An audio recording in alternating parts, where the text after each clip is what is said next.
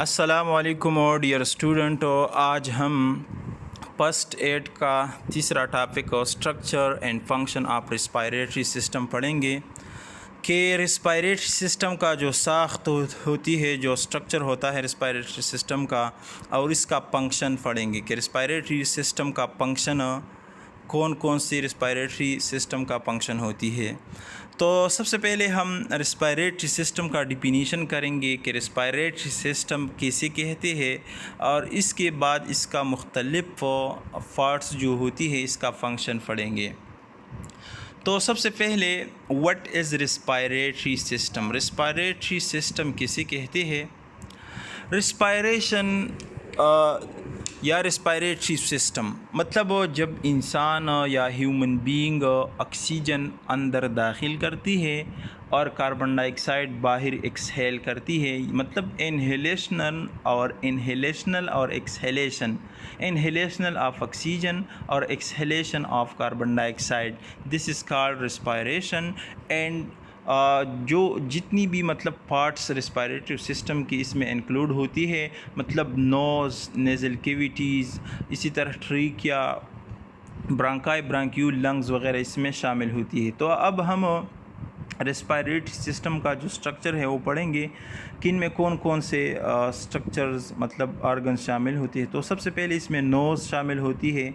Nose के ज़रिए और नोज़ के ज़रिए मतलब हम ऑक्सीजन एंटर करती है, फिर ये चले जाती है नेज़ल कैविटी में, और इसके बाद ये जो नेज़ल कैविटी है हमारे जो नोज़ होती है इसका जो स्ट्रक्चर होती है, सबसे पहले जो हमारी नॉस्ट्रल्स होती है, जो नोज़ के जो हमारे सुराख होती है, इसके ज़रिए हवा एंटर होती है, passes to the through the nasal cavity के ज़रिए ये पास होती है, और इसमें म्यूकस मेम्ब्रेन होती है जिसका फंक्शंस होती है, मतलब जो हमारे नोज़ में जो हेयर्स होती है, जो म्यूकस मेम्ब्रेन होती है, इसका फिर फंक्शन होती है कि हवा को गर्म करना, वार्म करना, मोइस्ट नमी, इसमें नमी लाना, नमी मोइस्ट करना, एंड फिल्टर इनकमिंग एयर, और इस हवा को जो हम अंदर लेते हैं तो इस हवा को साफ़ करना, मतलब मुख्तलिफ़ पार्टिकल जरासीम वगैरह से। तो फिर हम इसके बाद फेरेंकस पढ़ेंगे, मुख्तसर पढ़ते हैं इसका। फेरेंकस या इसको हम थ्रोट कहते हैं कि थ्रोट या फेरेंकस किसे कहते हैं। तो ये जो थ्रोट होती है ये नेज़ल कैविटी के साथ और माउथ के साथ कनेक्ट होती है। ये connected the nasal cavity and mouth to the larynx. ये माउथ मतलब हमारे जो माउथ होती है और जो हमारी नेज़ल कैविटी है, कैविटी जो होती है ये लेरेंकस के साथ जिसके नीचे होती है, इसके साथ हमारी माउथ और हमारे जो कैविटी होती है नेज़ल कैविटी उसको कनेक्ट करती है, और इसका काम होती है मतलब ईयर और जो फूड हम खाते हैं, जो ईयर हम लेते हैं, तो इसके लिए ये एक पैसेज है, ये एक रास्ता है ताकि अंदर हमारे अंदर जो लंग्स में ईयर जाए और फूड हमारे स्टमक में जाए, तो इसके लिए एक रास्ता है थ्रोट। और इसके बाद हम लेरिंक्स पढ़ेंगे कि ये एक वॉइस बक्स है, मतलब ये वॉइस बक्स इसलिए इसको कहते हैं कि ये वॉइस मतलब वॉइस प्रोडक्शन या साउंड प्रोडक्शन करने में ये हेल्प करती है। साउंड इस जगह पर प्रोड्यूस होती है। वोकल कॉर्ड, ये वोकल कॉर्ड पर मुश्तमिल होती है, and is located below the pharynx, और ये फेरेंक्स के नीचे होती है। वोकल कॉर्ड ये 2 स्ट्रिप्स, मतलब ये स्ट्रिप्स होती है मुख्तलिफ मसल्स, 3 मसल से बनी होती है वोकल कॉर्ड, और ये रेस्पिरेशन और इसी तरह साउंड प्रोडक्शन में हेल्प देती है। तो इसके अलावा इसका काम जो होती है लेरिंकस का, responsible for sound production and protecting airway को प्रोटेक्ट करना, और साउंड प्रोडक्शन ये लेरिंकस का काम होती है कि हमारी एयरवे को प्रोटेक्ट करती है। जब हम फूड लेते हैं तो फिर ये प्रोटेक्शन वगैरह का काम करती है, और इसी तरह साउंड प्रोडक्शन में भी हेल्प देती है। इसी तरह जो ट्रीकिया होती है हमारा, ट्रीकिया का दूसरा जो नाम है वाइनफिप भी इसको कहते हैं। इसका जो स्ट्रक्चर होती है ट्यूबुलर स्ट्रक्चर होती है, और ये कार्टिलेज रिंग से बनी होती है, और ये इसका जो काम होती है मतलब ईयर्स को लंग्स तक पहुंचाना, और लंग्स से ईयर बाहर मतलब पहुंचाना और लंग एंटर वगैरह ये सही मतलब ये पैसेज का काम होती है। एयर कंडक्शन में एयर को एंटर करती है और कार्बन डाइऑक्साइड बाहर करने में मदद देती हैं।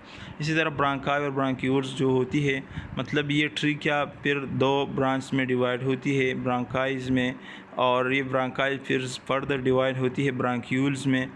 और इसके अलावा जिसका जो फंक्शंस होती है मतलब ईयर मतलब डिस्ट्रीब्यूट्स का मुख्तलिफ मतलब जो हमारी लंग्स होती है राइट और लेफ़्ट, इसमें ये मतलब डिवाइड करती है ईयर्स को एक और दूसरी लंग्स में, दोनों लंग्स में distribute air to different part of the lungs, ये इसका काम होती है। इसी तरह अल्वेओलाई का जो काम होती है, अल्वेओलाई का ये फंक्शनल यूनिट होती है हमारे रेस्पिरेटरी सिस्टम का या लंग्स का, ये बेसिक यूनिट होती है अल्वेओलाई। ये गुब्बारों की तरह होती है और इसमें ये एक सेक्स होती है, टेनी सेक्स होती है।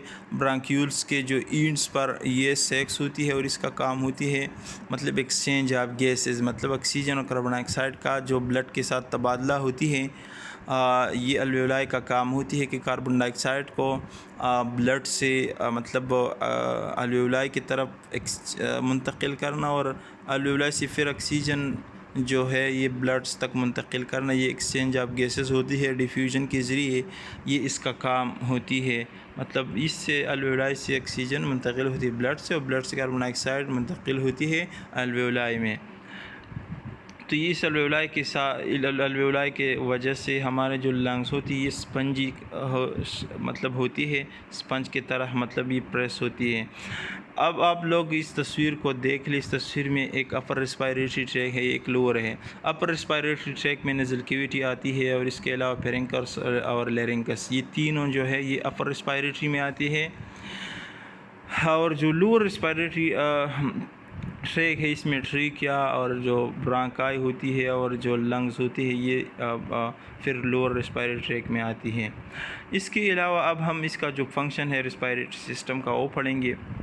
तो सबसे बेसिक फंक्शन होती है रेस्पिरेटरी सिस्टम का और गैसेस एक्सचेंजिंग होती है, मतलब oxygen take and carbon dioxide release, ये इसका काम होती है। मतलब inhaling air with oxygen for cellular respiration के लिए, मतलब सेल्स के सतह पर जो रेस्पिरेशन होती है मतलब जब जिससे हम फिर एटीपी हासिल करते हैं, एनर्जी हासिल करते हैं, फिर हम दुनिया के मुख्तलिफ काम इस पर करते हैं। तो इनहेलिंग एयर हवा को अंदर दाखिल करती है ऑक्सीजन को, और इस तरह कार्बन डाइऑक्साइड एक्सहेल करती है, exhaling to eliminate waste carbon dioxide को बाहर।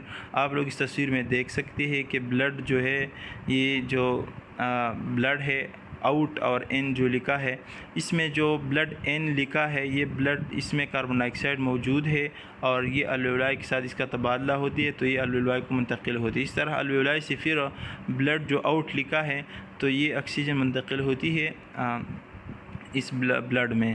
तो वेंटिलेशन मतलब इनहेलेशन और एक्सहेलेशन, जब हम इनहेलेशन करती है तो हमारा जो डायफ्राम होती है ये कंट्रैक्ट होती है और हमारा जो चेस्ट होती है ये एक्सपेंड होती है। तो इस वजह से फिर हम डायफ्राम कंट्रैक्ट और चेस्ट कैविटी एक्सपेंड, और इसी तरह ईयर फिर हमारे जिस्म या हमारे लंग्स में दाखिल होती है और एक्सहेलेशन में डायफ्राम फिर रिलैक्स होती है, चेस्ट कैविटी इसका जो मतलब ये डिक्रीज़ होती है साइज़, और फिर इस वजह से एक्सहेलेशन होती है, मतलब हवा बाहर चला जाती है कार्बन डाइऑक्साइड। और इसके अलावा इसका जो काम होती है ह्यूमिडिफिकेशन और फिल्ट्रेशन होती है, मतलब हमारा जो नेज़ल फंक्शंस होती है इसमें हमारा जो हवा हम अंदर दाखिल करते हैं इसको वार्म करती है, गर्म करती है और इसको इसमें नमी पैदा करती है और इसको पेल्टर भी करती है मुख्तलिफ़ पार्टिकल वगैरह से, ताकि लंग तक पहुंचने से पहले ये सब कुछ काम करती है हमारा नेज़ल कैविटी, नेज़ल फंक्शन होती है इसका। और फिर इसके अलावा जो स्पीच प्रोडक्शन होती है लैरिंक्स का काम होती है, इसका रूल्स होती है कि मुख्तलिफ़ साउंड्स वगैरह को पैदा करना। और इसके अलावा जो हमारा इम्यूनिटी डिफेंस होती है, मतलब म्यूकस और जो सीलिया इसमें होती है, तो इसका काम होती है वर्टिकल को ट्रैप करती है, खींचती है, पकड़ती है और इसी तरह जो इन्फेक्शंस मुख्तलिफ होती है इससे हम बचाती हैं। तो इम्यूनिटी डिफेंस का भी काम करती है। इसी तरह रेस्पिरेटरी सिस्टम जो है हमारा जिस्म का, ये इसका एक अहम रोल होती है oxygen level, carbon dioxide remove करना और इसी तरह हेमोस्टेसिस में मदद करना। ये रेस्पिरेटरी सिस्टम का अहम काम होती है, इंपॉर्टेंट काम होती है। ऑक्सीजन दाखिल करना, ऑक्सीजन अंदर जाना और कार्बन डाइऑक्साइड बाहर निकालना। तो अब तक के लिए इतना काफ़ी है। कल से इंशाल्लाह दूसरा टॉपिक पढ़ाएंगे। फर्स्ट